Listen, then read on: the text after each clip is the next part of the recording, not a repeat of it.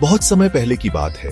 एक छोटे से गांव में रघु नाम का एक गरीब किसान रहता था। वह बहुत मेहनती और ईमानदार था, लेकिन उसकी गरीबी कभी दूर नहीं होती थी। उसके पास बस एक छोटी सी झोपड़ी और एक सूखा खेत था।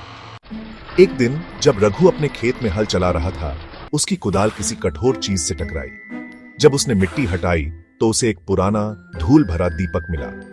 दीपक बहुत अजीब दिख रहा था, जैसे कोई पुरानी चीज हो। रघु ने सोचा, यह दीपक पुराना तो है, लेकिन शायद बाजार में बेचने लायक हो। उसने दीपक को साफ करने के लिए अपने कुर्ते से रगड़ा। अचानक धुएं का एक गुबार उठा और एक विशाल जिन्न प्रकट हुआ। मालिक, मैं इस जादुई दीपक का जिन्न हूं। जो भी आप कहेंगे मैं वही करूंगा।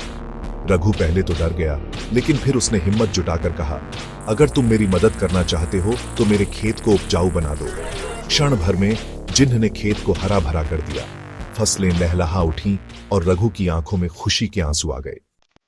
धीरे धीरे रघु ने जिन्न से और भी कई इच्छाएं मांगी। एक अच्छा घर, ज्यादा खेत और ढेर सारा अनाज।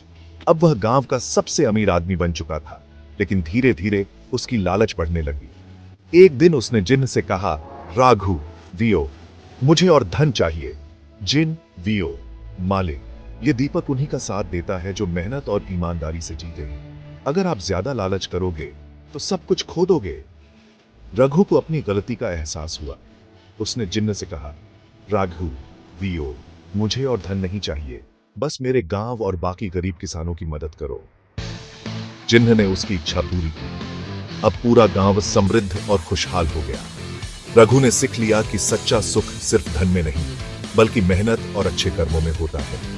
उसने जादुई दीपक को गांव के मंदिर में रख दिया, ताकि वह हमेशा सबको याद दिलाए कि ईमानदारी और मेहनत ही असली जादू है। सीख, लालच बुरी बला है और मेहनत और अच्छाई से ही असली सुख मिलता है।